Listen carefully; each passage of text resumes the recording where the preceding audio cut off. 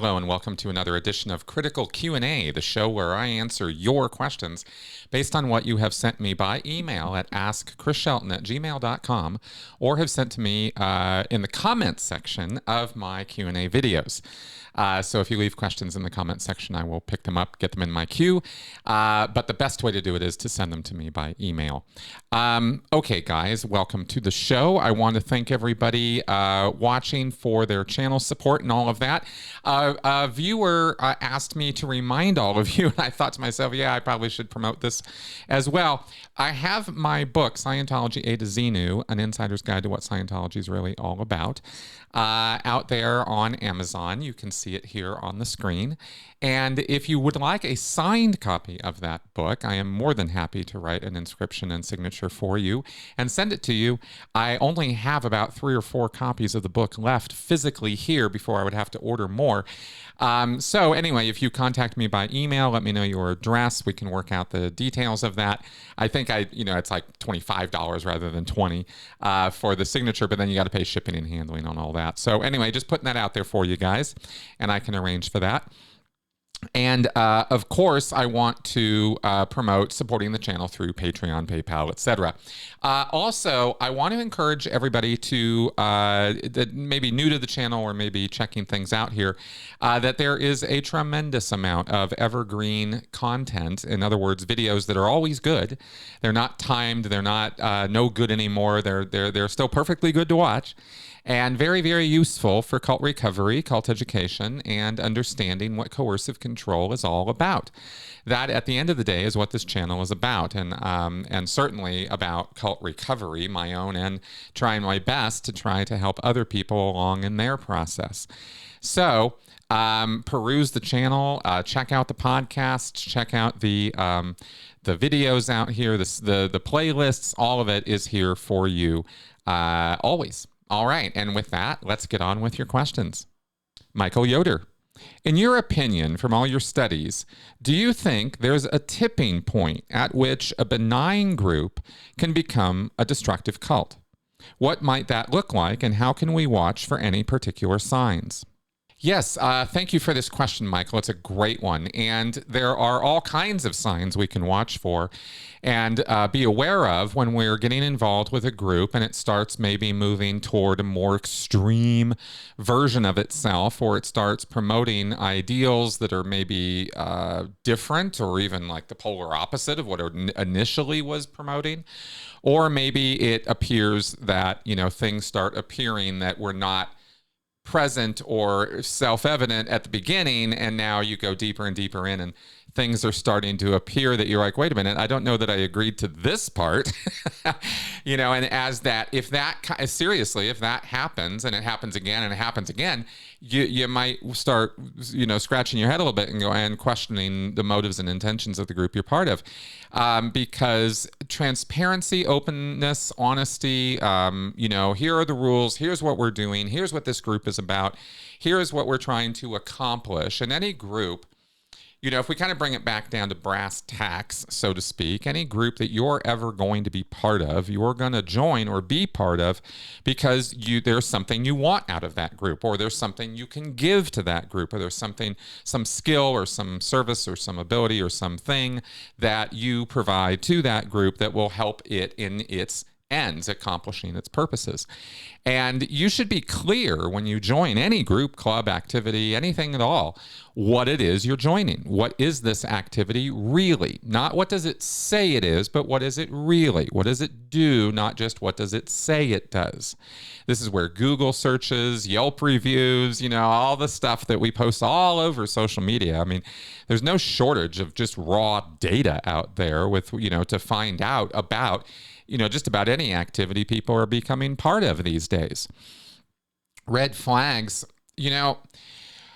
there's a difference, I suppose, between toxic or, how do I want to say this? There are problematic or extreme members of any group, anywhere. People who just take it too far. They get over-involved. But a cult is where the leadership of that group is encouraging that, wants that, and promotes extremist thinking and really over the top kind of activity. And that's where that codependency comes from. So you can have a group that looks and sounds and acts like a bunch of crazy people, and you go, what the hell is this all about? And maybe you're just looking at a group of the most extreme versions of that activity. We see this all the time in the culture wars and on social media. We see really bad representatives of people who are, or groups who are trying to bring about social justice, social change, legal change, law enforcement change, government change, ideological change, any kind of change, really. And any effort at all by anybody anywhere to create change is going to be met with opposition. It's just a fact if you haven't figured that part out yet, right? Anybody, any good cause, any bad cause, any cause at all is going to be opposed by somebody somewhere for some reason. But getting back to cults, I want to stress that while you can see bad behavior, toxic people who will tear your head off the second you disagree with them, that doesn't necessarily mean that the group that they're in is a cult. They could just be an asshole. And, we are surrounded in this world by assholes. So it's important that we differentiate assholes as individuals versus groups of assholes together. Anyway, I just wanted to make that point, that just because you're seeing, bad behavior or even cult-like behavior out of an individual doesn't necessarily reflect on the fact that that group that person's part of is absolutely a cult. What you want to look for is what is the leadership or the rule set or the belief set, the dogma? What are the core values? What is the activities of the group? What are they actually doing with those values? And this will be very evident right in front of your eyes. You don't have to go on deep dives into the, stacks at the library to figure this out. It's right in front of you, generally speaking. But it does take a little bit of experience and a little bit of looking past what people are telling you. You could walk into a church of Scientology, and if you just listen to what you're told and look at the promotional marketing pieces that are presented to you, you'll walk away with a very one-sided view of what the whole thing is about. So when I say it's right in front of you, I mean you do have to go look. You do have to go talk to people. You got to go find out things. And so, in other words, do your research. A very dangerous phrase these days because people use it to mean to only go on a one-sided journey down the internet rabbit hole and see all the, the magical, crazy information I'm going to give you and have your mind blown. And now you've done your research and you're all the way down the flat earth rabbit hole, right? And you believe that the earth is flat now. So that's not the kind of research I'm talking about, right? I mean, like actually legit publications, vetted, licensed publications, right? People who have to follow rules and reporting, things like that. And even then, right? Cross-check all the time, right? 3 different sources. Make sure they're not all saying the same thing because they all got their same, news data from the AP wire, right? So they're all just repeating the same thing. Research. That's how you figure this stuff out. There really isn't any other way around it. I've advised people for years now that that one of the best pieces of advice I can give you when it comes to staying out of a dangerous or coercive situation is to wait.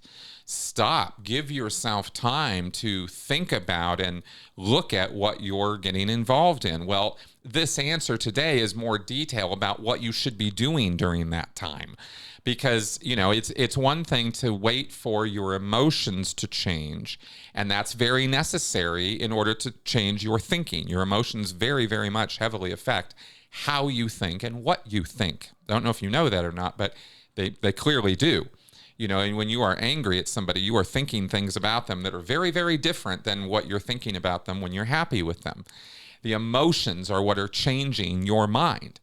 And that is, that's just, cult recruitment 101. So you want to give yourself time for your emotions to change, so you're not buying into something out of euphoria or because you're in the middle of some awe moment or experience and you're feeling great and this is the best group of people you ever met. Anyway, I'm straying a little bit from what you asked me here. Sorry about that. But in terms of, but I wanted to stress the thing about how just because you see extreme behavior in an individual doesn't mean the group is a cult. It could be a benign group that just has asshole members. So in investigating the group, you got to look into its activities as a group, its leadership, and what is it saying and what is it doing? Is there, what is the past of this organization? What have they been involved in? Do they change? Do they grow? Or are they static? Is it the same group with the same values for the last 10, 20, 30 years? That's a red flag, because progress and life is change. Progress is change, and when things aren't changing, they're trying to not progress, and that's not always necessarily a good thing. So that's something to keep track of or watch for. And the other thing is, in terms of, there's that boiling frog phenomena. So there's time entered into this. It's very rare that a cult leader or a benign group is going to go off the rails in 24, 48 hours. It's not a light switch sort of thing. It is a spectrum. The leader or your charismatic cult leader, man, woman, whatever, often organically starts figuring out if you have a group that's a benign group, the leader's a little bit iffy in terms of his moral foundations or his ability to deal with power and influence, and if you start giving people power and influence, whoever they really are, it's going to come out.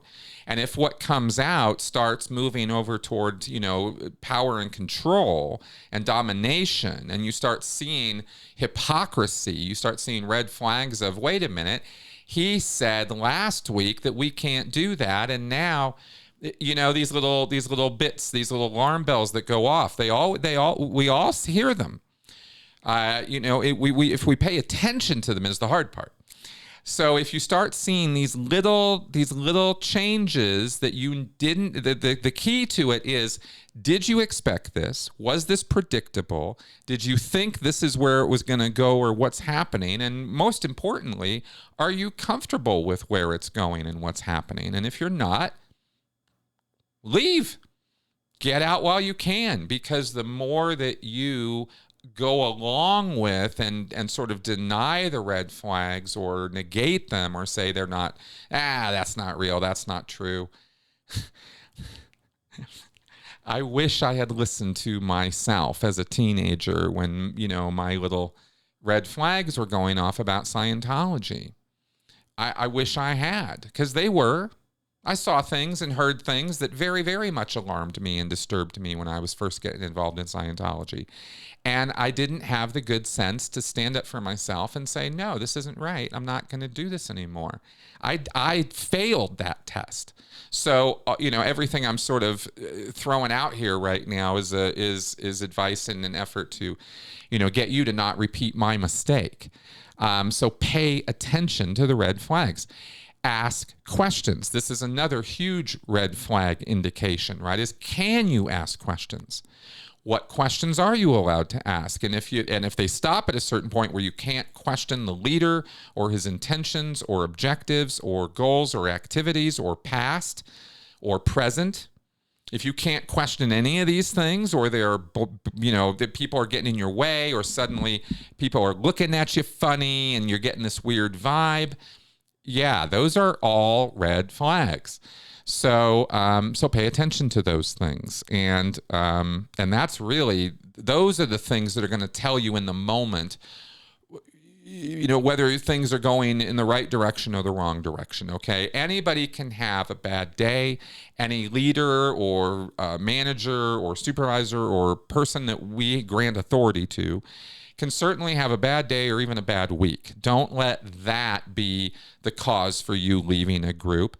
These kind of things I'm talking about are dogmatic or group-wide or are more than just a bad conversation or two. it's, it's deeper than that. It's a bigger deal than that. One day you sign up with, you join a cookie tasting group.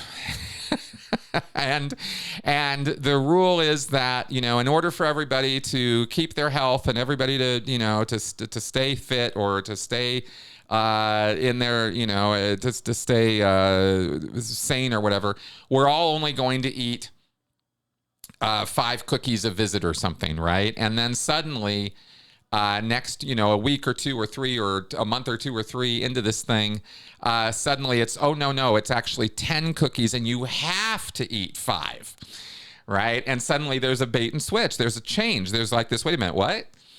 I didn't see this coming. I didn't sign up for this. I guess it makes sense, maybe, sort of. I don't know. Everybody else is going along with it. And meanwhile, what's happening is everybody else is looking at you and everybody else too. Right? Everybody's like kind of got these little alarm bells going off, but nobody will say anything unless somebody steps up and does something. It's usually like that. So you got to be careful, be that person, right? Be the squeaky wheel, be the noisy, cog in the system. And it will very rarely do you wrong to be that guy. So, I don't know. I'm just shotgunning stuff out here, but I hope this answer helps a little bit. Stefan, what would be the proper steps when there is such a security breach, such as the infiltration by a Quebec reporter in Canada recently? This went on CBC Radio Canada and has 611,000 views at last count. Surely someone is doing hard labor. I'm also curious if any SO staff were in that org, would they be RPF'd?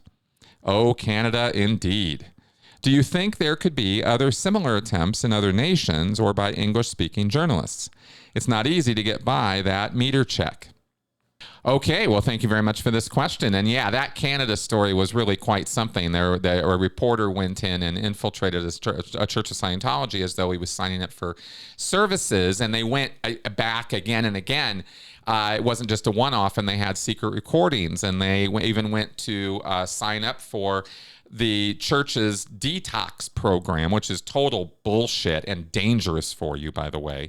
I don't want to mince words about this. The Church of Scientology's detox, which is called the purification program, is dangerous, and you should not do it. That being said, they went in there and made like they were somebody who was interested in doing this and signed up for it and got sent to the doctor, and the doctor was not aware of the medical problems with this thing. And once they were made aware of it, they were like, oh, wow, yeah, no, I shouldn't be doing this, right? And it was quite an interesting investigative report. It was great journalism in terms of that kind of style of journalism. Now, in terms of Scientology's response and what would be the proper steps, well, it's interesting how we know from my talks with Jeff Beaumont, PTS for Life, and other people in Canada over the years that the majority of the Sea Org in Canada apparently are OSA. They are working for the Office of Special Affairs already, and they're running around putting out the fires and trying to prevent the fires like this, the public relations fires, from blowing up and becoming a big problem. And somebody certainly did fall down on the job. Scientology is a destructive cult. They can't help it. That's what and who they are. So OSA, the Office of Special Affairs, can only put so much of a glossy coat on that, but you can't. If you know how to beat an e-meter, and anybody could, you just don't give it any importance or assign any significance to what's going on, and and just think good thoughts, happy thoughts while you're on holding the cans, and you'll be fine. There are reactions that happen on an e-meter in response to your emotional reactions. That doesn't mean the e-meter is accurate in what Scientology says it does, or that it's doing anything like what Scientology says it's doing. It doesn't. But if you're just chill and calm and kind of like a lie detector, actually, it would be the same advice. Be relaxed, be chill, hold the cans. Nothing's going to happen, right? It's not a secret weapon, and it can't peer into your soul. So any journalist, anybody could theoretically go into a church and pass a meter check, no problem. It really shouldn't be viewed as this this big challenge. Anyway, so I do think that other reporters or other investigators might possibly do the same thing. And they always have fun kind of going in and infiltrating Scientology at its lowest levels. But other than what, that Canadian report, because it focused on the purification rundown and went and talked to the doctor and actually got him on camera saying, I don't know. That was great. That was really the good part. The fact that Scientology is delivering pseudoscientific garbage is hardly news, and hardly newsworthy, to be honest. It's what would be newsworthy is what the hell is the government doing about it, or what are police and regulatory bodies doing about it? Because right now they're doing pretty much next to nothing about it. And that's the newsworthy part. It's not how off the rails Scientology is. This is so well established already that it's hardly news. I'd like to see a lot more news on the side of who and what is doing something about this stuff, because that's where we need a lot more activity, really. Anyway, I'll avoid from saying anything further than that. The RPF no longer exists, apparently, in the Sea Org, so nobody's RPF'd over this. There may well be somebody doing hard physical labor or punishment or disciplinary actions because of it, though. That would be almost a given, especially in the world of Scientology. Any PR flap with any company, somebody's going to be in trouble.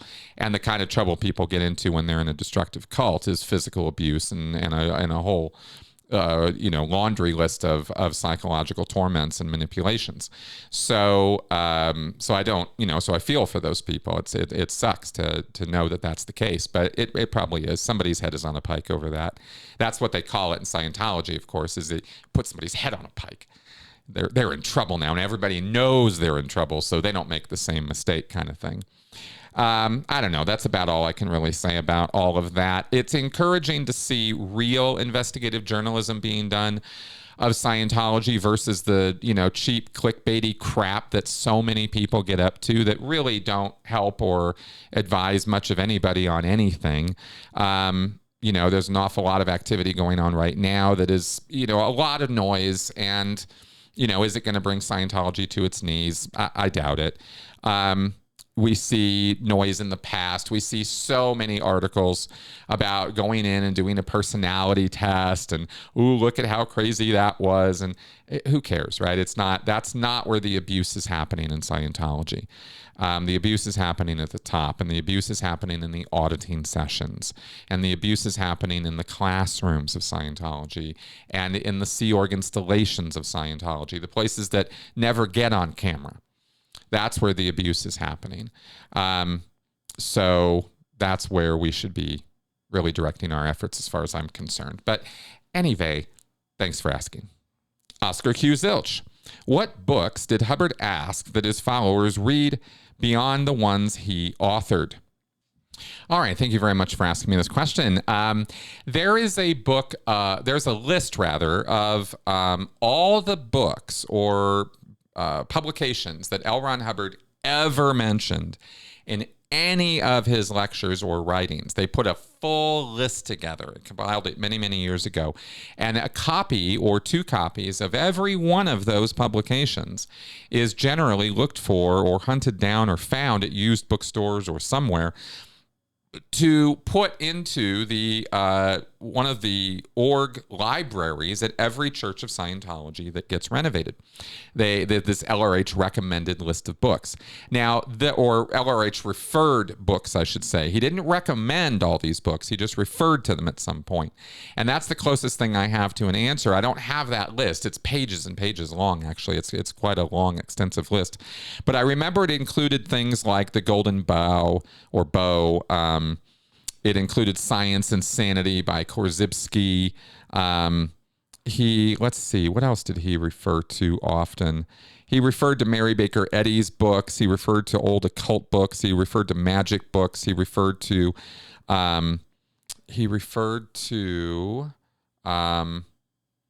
Buckminster Fuller's work.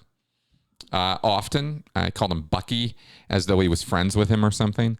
I'm pretty sure Buckminster Fuller would have had nothing but contempt for L. Ron Hubbard. I mean, I could be wrong, but that's my thinking on it. Buckminster Fuller is the one who invented the geodesic dome, by the way, and other things. He was quite the inventive personality and quite the genius engineer. He was somebody L. Ron Hubbard, wished he was, wished he could be. And of course, you have a reference here on the Wikipedia page on L. Ron Hubbard to him recommending Aleister Crowley's book, The Master Therion. So, of course, Hubbard did speak highly of Aleister Crowley in his lectures all the way back to 1952 and called Aleister Crowley his good friend. And Hubbard talked as though he really did have experience and knowledge of this about the subject and history of magic and the occult, and he was quite into this stuff. So he didn't drop this stuff in every lecture. It's only in a few. But when he did, he spoke knowledgeably and highly of Aleister Crowley and of the occult and hypnotism and magic. So he, and that's that kind of gave maybe earlier listeners of Scientology some push in that direction before Hubbard started inventing rules for the church about how you don't look at anything else than the Scientology stuff. It's only Scientology that's got the goods. Any other practices or external influences, I'm using air quotes here, are heavily, heavily discouraged in Scientology. It's a closed system. And that's the thing about destructive cults is they don't really recommend other people's works that often unless they're trying to subsume that work into the cult dogma itself, like Hubbard did with Korzybski and certain other people's works. So, I don't know. That's what I can sort of say about that. Hope that's of some interest. Steve Wood, why does Scientology go to such inordinate lengths to recover escaped Scientologists? Because it's obvious they don't want to be there. What's the upside for Scientology? Okay, Steve, I've addressed this before in terms of how Scientology thinks about leaves and blow-offs and people blowing. That's what they call it, right? When somebody takes off without authorization or goes AWOL, they consider it a blow. Oh, he blew. He took off, right? He blew. Don't blow, man, don't blow, right? It's this verb in Scientology for leaving without authorization or without okay. And if somebody were to take off from Scientology, we've heard for many, many years now, many stories of Scientologists, especially Sea Org members, being tracked down and gone after and recovered. They want them back. Now, the reasons for that are pretty obvious because, of course, they're going to go out and who knows what they're going to do. Those are people who are now demonstrating they're not under control and they need to be gotten back under control because at the end of the day, the Church of Scientology, like every other destructive cult, is all about control. That's how it makes the money. That's how it accomplishes its purposes and goals, is through totalist control. So if it's not got control of its members, something's wrong. The machine is not running right, and we need to fix that. Now, for the individual members, that's the sort of structural, social group answer. Now, from the individual level, at the individual members level and what they're thinking, I'm going to draw a different analogy for you that I hope will work to explain the mindset of individual securities and OSA and Scientology people and what they're thinking when they're trying to go recover somebody who has taken off or blown. They're thinking about this person in two different ways. One of them is that this person is a threat to themselves and others because they are unstable and have taken off and violated their agreements and their morals and they've they broke their agreements. And so something happened, something must be wrong. And Scientologists, every one of them, believe that this person only took off because of their own overts, their own sins, right? Their own misdeeds. This is the only reason, according to the Scientologist, because L. Ron Hubbard says this, that this person's taken off. So it's not their fault as such, right? It's like, yeah, it is their fault, but they got to get him back so they can fix that, because we can fix that. We know what to do to fix it, see? We just need to get them on an e-meter and get them to confess their crimes, and their mind will change and everything will be better after that. That's one reason. That's one way the Scientologists are thinking about this person. Another way they're thinking about this person, and probably more relatable to you and me and thee and everybody who's listening to this, drug addicts.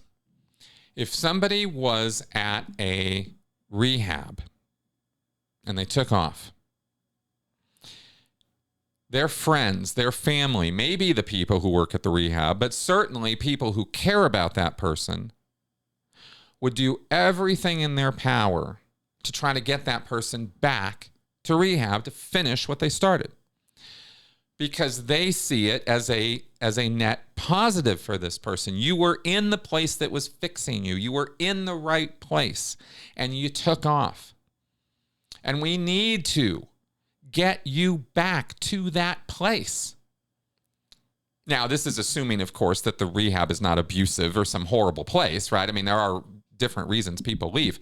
But here I'm obviously referring to the idea that the guy took off because he couldn't deal with the drug withdrawal symptoms, or he, just blew up or, right? And he doesn't want to do the rehab anymore, even though, if somebody has a true drug problem, that is what they need. And it might be tough to get through, but that's why we have friends and family and compassion and care and all of that, is get through it and get through it with help.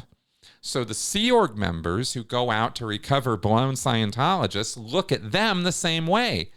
In fact, there was a drill, a practice exercise, a role-playing exercise that a Sea Org recruiter invented, which he had us recruiters, when I was doing Sea Org recruitment, we would practice this with role play, and it's called a drill in Scientology.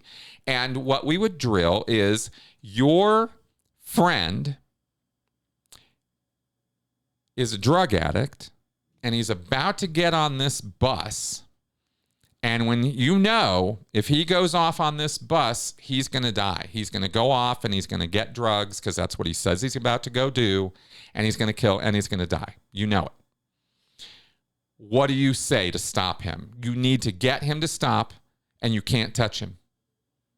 What do you do? Right? And now you have to create this powerful speech or communication, or you somehow have to relate to this guy in such a way that you get him to not get on that bus, because if you don't, you have this one shot to save this guy's life. Start, right? And that's the drill. And the obviously the urgency there, right, is exaggerated on purpose, for the purposes of the role play, to get the recruiter to really generate this necessity, this urgent need to save this person's life. And the obvious implication here is that by getting somebody to join the Sea Org, or get somebody into Scientology, or bring somebody back to Scientology, if we extend it to this, you're saving their life. And if you give up, if you stop, that's it. It's game over for them, right? And that's taking full responsibility, quote unquote, for this person. That's how Scientologists think about it. That's how we were told to think about it. That's how it was described to us. So that's how they're approaching this. That's the mindset with which they're approaching this. It's do or die. It's us versus them. It's all in. It's extreme, right? And all these things that I talk about all the time. That's what it is, and that's the headspace they put themselves in. But everybody is always the hero of their own story, of their own life, always. So you have to, when you want to ask a question about why do Scientologists blah blah blah, think to yourself, well, okay, what would make that activity a heroic act? What would make this a good thing? I'm looking at it and I see it's a bad thing. I see this is not a good idea. But what would have to exist in the minds of the people doing this in order for it to, make sense, in order for it to make sense to them as something good to do, right? That will make these kinds of things a little more easy to understand. You might not necessarily come up with the right answer in your imagination of trying to figure out what is it that makes this heroic, but at least you'll get yourself more in the headspace of the cult members or people who are in the extreme headspace. And it's really a great little exercise to do. It's very educational, to try to empathize with or try to figure out how is it possible this person thinks this is okay, right? And often, if you ask them, they'll tell you, by the way, in normal day-to-day life of things. And even cult members will tell you if you listen. So anyway, just putting that out there as further, whatever on this question, but I hope it all helps. Thanks for asking, Steve. Mary Elena Simon, what are your thoughts on PTSI as opposed to PTSD? Okay, thank you very much for this question. This was interesting because I had actually not heard too much about this until you asked me the question. I went and looked it all up. And we're going to get into a little bit of psych stuff right now, because this is a change that is happening in the world right now over the last year or so, based on research that was done and surveys that were done on the topic of the sort of stigmatization that is connected with the term PTSD, post-traumatic stress disorder. People don't like the word disorder. When they hear the word disorder, or when it's assigned to them, apparently, and this is all news to me, I just learned about all this, they really, a large percentage of people feel that this is something that is incurable, that they're stuck with something for the rest of their life, that there's nothing they can do about it.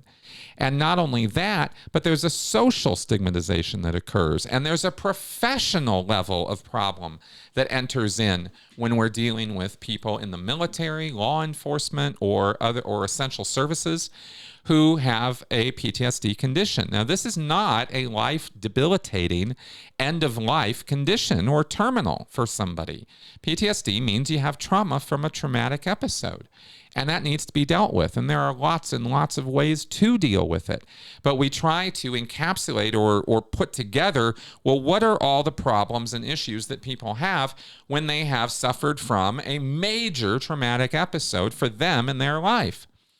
Well, that's PTSD. If you have those symptoms and conditions, nightmares and terrors and anxiety and problems and issues, as a result of this whole list of things that go with PTSD, well, those are non-optimum in a person's life, and preferably we don't want those kind of reactions and triggers. And so therapy and various other treatment modes and modalities and all that have been put together.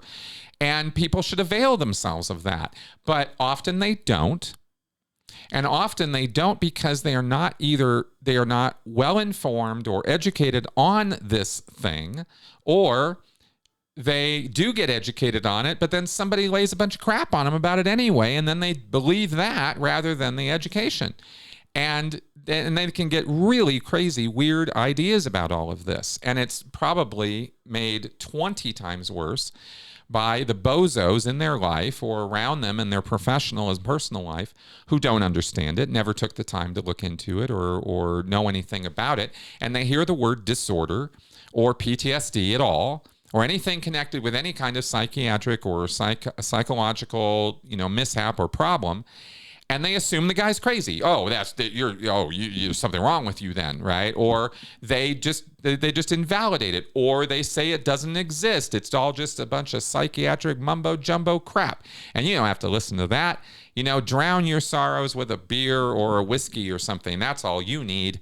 I mean, the whole spectrum of just bullshit nonsense that goes on around psychiatric disorders and psychological problems is itself. There's just so much written about it because it's so stupid what human beings do to other human beings when this kind of thing comes up. So, rant. So let me read you a little bit about this from a study from May 2023. This was published at the National Library of Medicine, ncbi.nlm.nih.gov. So this is pretty official stuff. Survey reveals that renaming post-traumatic stress disorder to injury, from disorder to injury, PTSD to PTSI, would reduce stigma. And I'm just going to go over a little bit of the abstract here on this paper. This is an academic paper. Self-stigmatization, right? Invalidating yourself, negative self-talk, negative, self-imagery, has an estimated prevalence of 41.2% among adults with post-traumatic stress disorder. 41% of people with PTSD give themselves a hard time about it in one degree or another. Since the name was introduced, the name PTSD was introduced, arguments have been made that the term disorder may discourage patients from revealing their condition and seeking care. We hypothesize that renaming PTSD to post-traumatic stress injury, PTSI, would reduce the stigma associated with PTSD and improve patients' likelihood of seeking medical help. So this is so bad that people will actually stop themselves from getting any help just because of the label and the misunderstandings and social nonsense that goes along with it. They did an anonymous survey between 2021 and 2022 of 3,000 adult participants. 15 were clinic patients and visitors. Out of the 1,025 subjects responded to the survey, 50% female, 49% male, and almost all of them had been diagnosed with PTSD. Over 2/3 of the respondents agreed that a name change to PTSI would reduce the stigma associated with the term PTSD. Over half the respondents agreed that it would increase their hope of finding a solution and their likelihood of seeking medical help. The cohort diagnosed with PTSD was most likely to believe in the impact of a name change. So that is basically what we're looking at here when we talk about the differences between PTSD and PTSI. It's a shift in where the injury occurs, so to speak, because PTSI talks about nerve damage and brain injury and body injury and such. And so, there you go. And there's controversy and debate over this already. Because you can see, less than half of the people who are diagnosed with this have this issue or problem of not wanting to go seek help or get assistance. But more than half are then not doing that to themselves, which is good. But there's such a high percentage of people in that minority that it might be a good idea to go about changing something about this. This also enters in, of course, to the broader problem of mental health illiteracy in the United States and all over the world. It's a growing, anyway, there's a bigger debate to be had there. There's a much larger conversation to be had about psychiatry and the medical model and psychology and how good it's doing, and the over reliance on psychotropic medications, the fact that general medical doctors, not just psychologists or psychiatrists, but medical doctors can themselves prescribe psychotropic medications and pharmaceuticals, which is a horrible decision to have made, because it created a gross misdiagnosis problem. General medical practitioners do not understand psychiatric disorders to the degree that they should be able to prescribe pharmaceutical solutions to that. But, you ask the pharmaceutical companies and they're all about more product being pushed out, on a daily basis. So anyway, we could go on and on with all the corollaries of this for a very, very long time. And there are a lot of pros and cons and ups and downs to all of this. Lots. This is not any kind of settled science or figured out stuff. But in terms of the direct answer to the direct question today, I think that based on the research that I could find on this, that it would make sense to support the change to PTSI rather than PTSD, just because of the stigmatization issue. So that gives you a little bit more a little bit of window into the world of mental health, how it is actually practiced and done. And I learn something new every day. So thanks for asking me this question. There you go. All right, everybody. So that is our show for this week. Thank you very much for coming around and listening to me blabber on at a mad rate about all this. Please do help me grow this channel. I'm not all about numbers. I am about helping you. So I do want to be clear that I'm not craving or looking at my YouTube subscribers or my YouTube views as like the thing that measures my value or worth. What I want to tell you guys is that I'm here for you personally, individually. And if you need help, you need somebody to talk to, you need some consultation regarding coercive control, cult situations, post-cult life and recovery, anything having to do with any of that, I can help. I can also assist in any other situations having to do with coercive control. That is my field of expertise now. So you can contact me personally through my website, mncriticalthinking.com, or contact me by email at AskChrisShelton at gmail.com and get in touch and see if we might connect. And if so, I'd be happy to help. All right. Support the show, support the channel, keep watching, subscribe. All that being said, I will see you guys next week. Bye-bye.